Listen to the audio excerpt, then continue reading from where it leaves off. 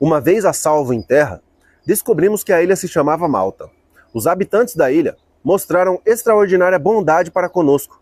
Fizeram uma fogueira e receberam bem a todos nós, pois estava chovendo e fazia frio.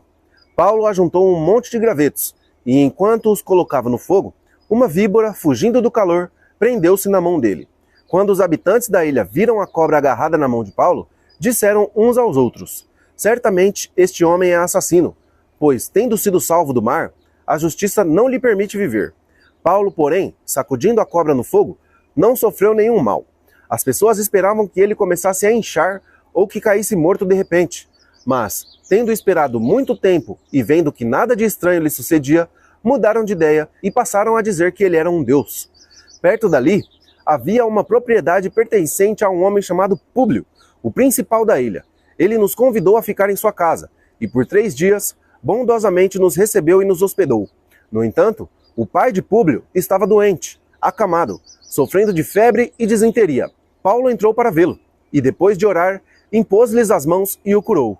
Como consequência disso, os outros doentes da ilha vieram e foram curados. Eles nos prestaram muitas honrarias, e quando estávamos para embarcar, forneceram-nos os suprimentos de que necessitávamos. Passados 3 meses, embarcamos em um navio que tinha passado o inverno na ilha. Era um navio alexandrino, que tinha por emblema os deuses gêmeos Castor e Pólux. Aportamos em Siracusa, e ficamos ali 3 dias. Dali partimos e chegamos a Régio. No dia seguinte, soprando o vento sul, prosseguimos, chegando a Puteoli no 2º dia. Ali, encontramos alguns irmãos que nos convidaram a passar uma semana com eles. Depois, fomos para Roma. Os irmãos dali ouviram falar que havíamos chegado e vieram até a praça de Ápio e a 3 vendas para nos encontrar. Vendo-os, Paulo deu graças a Deus e sentiu-se encorajado. Quando chegamos a Roma, Paulo recebeu permissão para morar por conta própria, sob a custódia de um soldado. 3 dias depois, ele convocou os líderes dos judeus.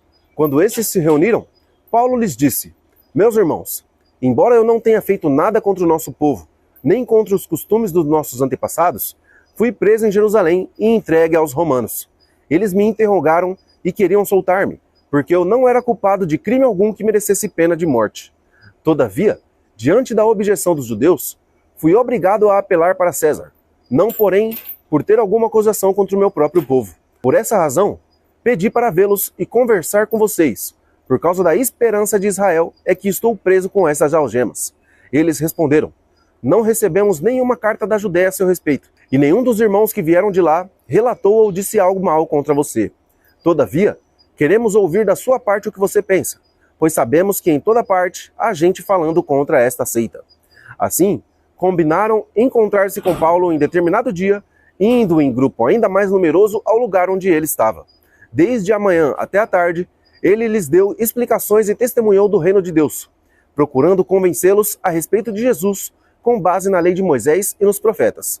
Alguns foram convencidos pelo que ele dizia, mas outros não creram.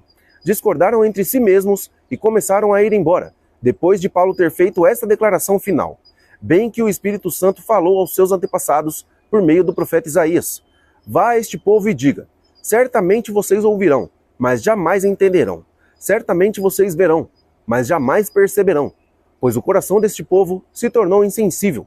De má vontade ouviram com os ouvidos e fecharam os olhos. Se assim não fosse, poderiam ver com os olhos, ouvir com os ouvidos, entender com o coração, converter-se e eu os curaria.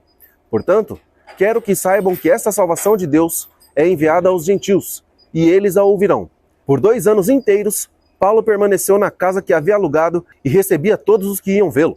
Pregava o reino de Deus e ensinava a respeito do Senhor Jesus Cristo abertamente, sem impedimento algum.